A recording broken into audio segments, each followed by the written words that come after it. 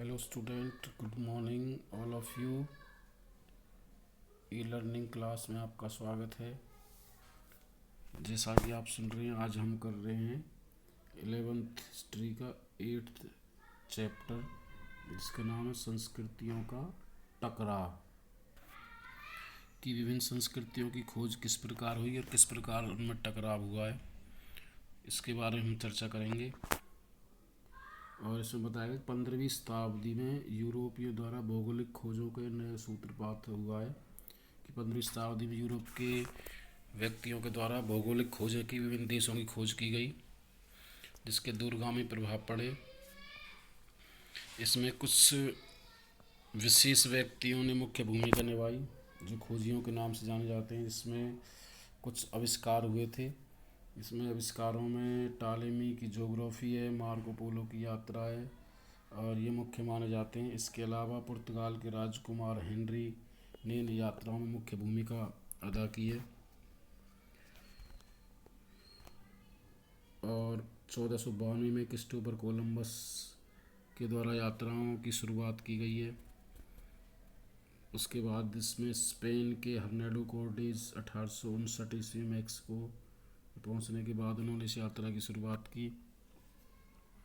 तो ये कुछ मुख्य विशेष व्यक्ति जिन्होंने यूरोपीय खोज यात्राओं के बारे में वर्णन किया है, विभिन्न देशों में यात्राएं की हैं, और उन देशों में यात्राओं के बाद उनकी समुद्री रास्तों के बारे में पता लगा है। तो इससे मुख्य रूप से हम विभिन्न खोज यात्राओं के बारे में वर्णन करेंगे, जिसमें हमारे सबसे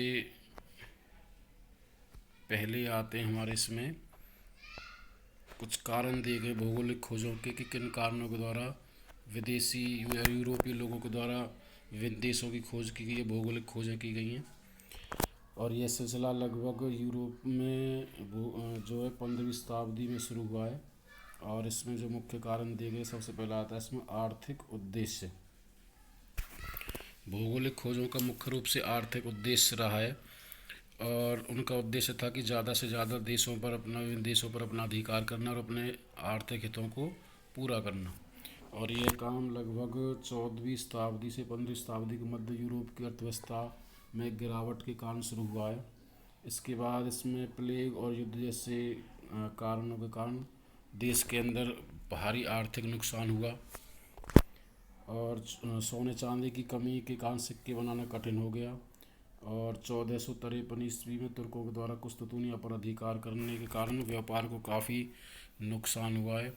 इसकी भरपाई करने के लिए यूरोप वासियों के द्वारा विभिन्न खोज यात्राएं की गई, और जिसमें सबसे दूसरा आता है हमारा इसमें नए आविष्कार। विभिन्न देशों की खोज यात्राओं में नए आविष्कारों ने मुख्य भूमिका निभाई है। कि इसमें 15वीं और 14वीं शताब्दी में 14वीं से 15वीं शताब्दी में जहाजरानी संबंध नए आविष्कारों ने समुद्री यात्रा में भूमिका निभाई है। जिसमें सबसे पहले आता है 1380 ईस्वी में कुतुबनुमा, जिसका अर्थ होता है दिशा सूचक यंत्र।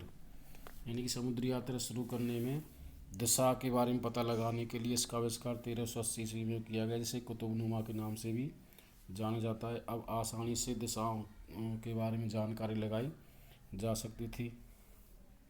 उसके बाद इसमें आता है 16वीं शताब्दी में एस्ट्रोलेब का आविष्कार हुआ है, और इस यंत्र से नाविकों को भूमध्य रेखा की दूरी मापने के बारे में पता चला है।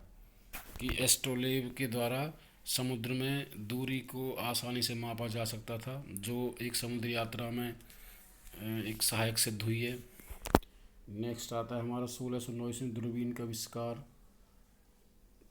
इस आविष्कार के बाद हम दूरबीन से दूर के चीज़ों के बारे में आसानी से पता लगा सकते थे। तो ये कुछ आविष्कार थे, जिसमें दिशा सूचक यंत्र मुख्य भूमिका निभाता है, और दूरी मापने के यंत्र हैं। उसके बाद दूरबीन का आविष्कार है, जिन्होंने समुद्री यात्रा को बहुत आसान बना दिया, जिसके कारण दूसरे देशों की आसानी से खोज की जा चुकी थी।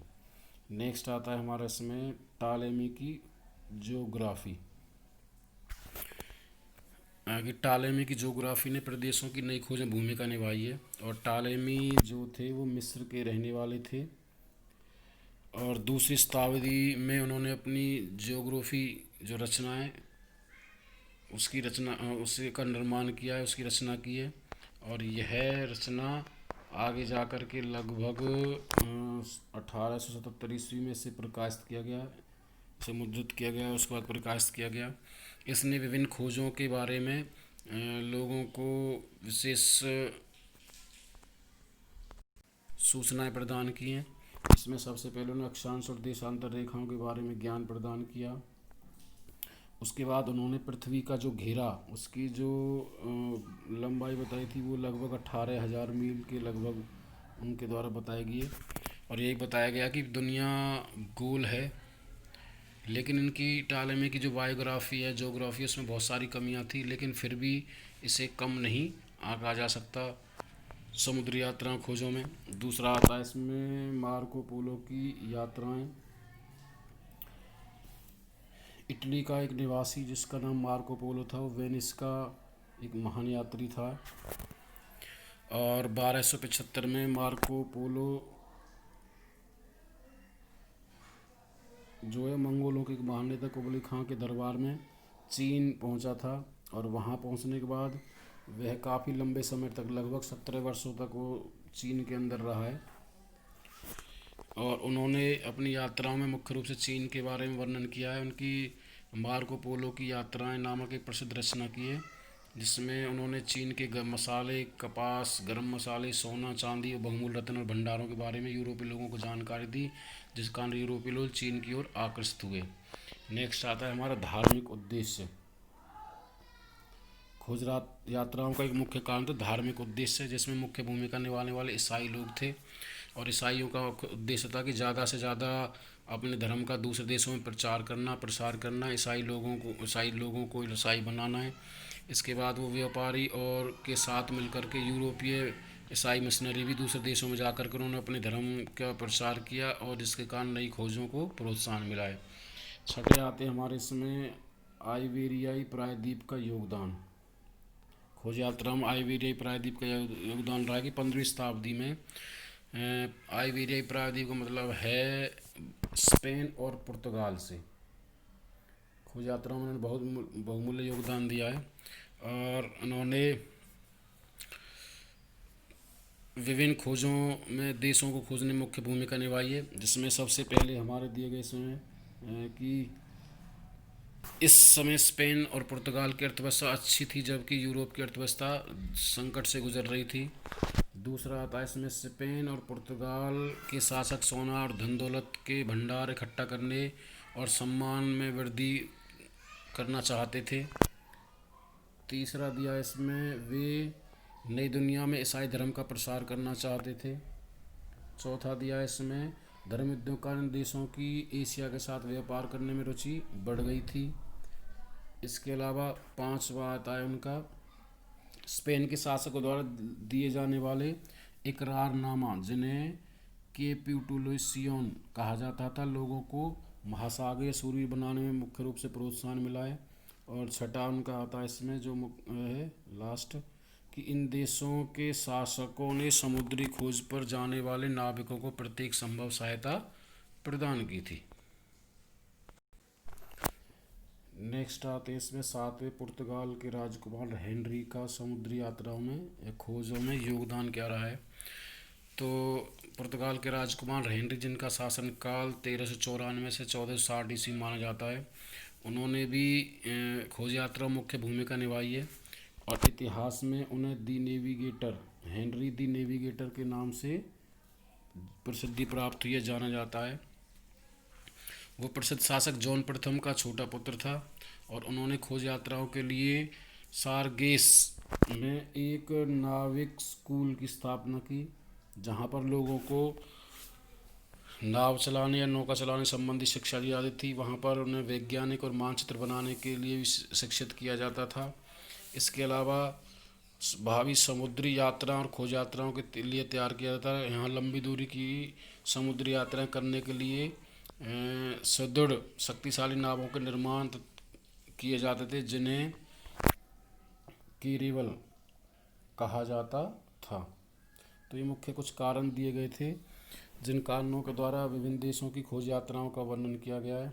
और उसके बाद इसमें आते हैं हमारे सबसे पहले खोजी यात्री जो प्रमुख माने गए इतिहास में, जिनका नाम है क्रिस्टोफर कोलंबस।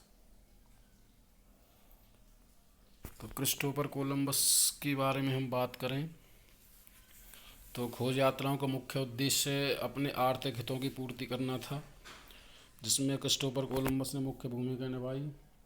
और इनका जन्म 1451 ईस्वी में इटली के एक प्रसिद्ध शहर जेनेवा में हुआ था, जो इटली की एक प्रमुख बंदरगाह मानी जाती है। और इस बंदरगाह पर विभिन्न जहाज़ों का आना जाना लगा रहता था। और कोलंबस के मन में बचपन से ही समुद्र यात्रा करने की इच्छा जगी थी।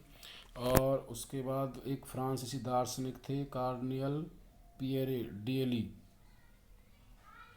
जो द्वारा 1410 ईस्वी में खगोल शास्त्र और भूगोल पर लिखित उनकी एक प्रसिद्ध पुस्तक है जिसका नाम है इमगो मुंडी। और इस पुस्तक से क्रिस्टोफर कोलंबस काफ़ी प्रभावित हुए थे, जिसके कारण उनकी लालसा और बढ़ती चली गई थी। उसके बाद उन्होंने विभिन्न शासकों के साथ अनुरोध किया और उन्हें खोज यात्राओं पर जाने के लिए उनसे अनुमति मांगी, जिसमें सबसे पहले आते कोलंबस ने 1484 पुर्तगाल के शासक थे जिनका नाम था जॉन द्वितीय के समक्ष उन्होंने अपनी यात्रा का वर्णन किया, लेकिन उन्होंने उनकी इस यात्रा को ठुकरा दिया। उसके बाद इसमें जो दूसरे दिए गए 1486 ईस्वी में स्पेन के शासक हैं फर्नांडीज के सामने एवं रानी इसाबेला के सामने उन्होंने अपनी इस यात्रा का वर्णन किया है, लेकिन दुर्भाग्यवश वहाँ भी उन्हें सफलता नहीं मिली। उसके बाद 1492 ईस्वी में स्पेन के शासक के सामने उन्होंने अपनी योजना को रखा और उसके बाद उन्हें वहाँ पर स्वीकृति प्राप्त हुई। उसके बाद उन्होंने अपनी समुद्री यात्रा का वर्णन किया है, जिसमें वो कहते हैं कि कोलंबस 3 अगस्त 1492 ईस्वी को स्पेन की एक बंदरगाह पालोस से यात्रा पर रवाना हुआ है। और इसमें उनके साथ मुख्य रूप से 3 जहाजी बेड़ा सम्मिलित किया गया था, जिसमें सांता मारिया, पिंटा और नीना नामक छोटा बेड़ा था। इनमें कुल 90 नाविक सवार थे। कोलंबस स्वयं सांता मारिया कमान संभाल रहे थे। इसमें कुल 40 नाविक थे और यह यात्रा काफ़ी लंबी थी। समुद्र और आकाश के अतिरिक्त कुछ अन्य नज़र नहीं दिखाई देता था। उनकी खाद्य सामग्री भी समाप्त होती जा रही थी, जिसके कारण लंबी यात्रा के कारण लोगों के अंदर, नाविकों के अंदर बेचैनी पैदा हुई। वे कोलंबस से तुरंत वापस चलने के लिए उन्होंने मांग की और सहसा उन्हें 7 अक्टूबर 1492 को समुद्र के ऊपर कुछ पक्षी उड़ते हुए दिखाई दिए, जिनके कारण उनमें धैर्य की भावना बढ़ी और विश्वास हो गया कि वो जल्द ही किसी न किसी ज़मीन पर पहुंचने वाले हैं। और उसके बाद 12 अक्टूबर 1492 ईस्वी को उन्हें एक भूमि दिखाई दी और उनकी प्रसन्नता का कोई ठिकाना नहीं रहा। उसके बाद कोलंबस जिस स्थान पर पहुंचा उसने इंडीज़ यानी कि भारत और भारत के पूर्व के स्थित देशों के बारे में समझा, लेकिन वहाँ के निवासियों को उन्होंने रेड इंडियंस और कहकर पुकारा है। लेकिन वास्तव में जब वहाँ पर पहुँचे तो उन्हें वह बहामा द्वीप समूह के गुआनाहानी नामक स्थान पर पहुँचे। और जब कोलंबस और उसके साथी वहाँ पहुँचे तो वहाँ के रहने वाले अरावाक जन समुदाय उन्हें देख कर के चकित रह गए। उनका बहुत भव्य स्वागत किया गया। अरावाक लोग इन अपरिचित लोगों को देखकर एक दूसरे को आश्चर्य से कह रहे थे कि ये लोग स्वर्ग से यहाँ आए हैं। तो ये मुख्य रूप से कोलंबस की यात्रा थी।